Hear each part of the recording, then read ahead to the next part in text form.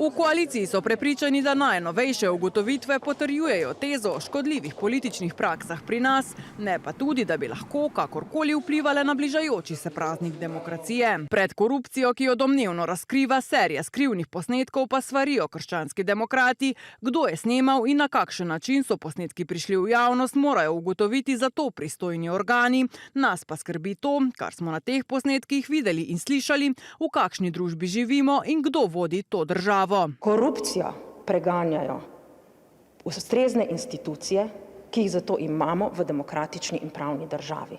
Te so posnetke tudi že vzele pod drobnogled, sinoči pa po 3 dneh premora novi skrivni posnetki, ki razgaljajo teze odvetnika in nekdanjega nadzornika Darsa. One example that you saw that Gollum used the company for his benefit, for his people, of course. He can use it as a tool to hurt his political enemies. Pa še odziv Anžeta Logarja, ki ga je odvetnik omenil v povezavi z vplivnim poslovnežem Otmarjem Zornom. When Golob won, he was next to him.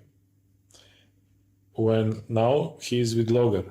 So you have to watch where Mr. Zorn is. Logar is a competitor? Logar is now competitive. Maybe he will join Golob in his coalition. Povezav ni, demokrati nimamo stricev iz ozadja in tudi nikoli se nismo pogovarjali o kakršnikoli priključitvi Golobovi vladi.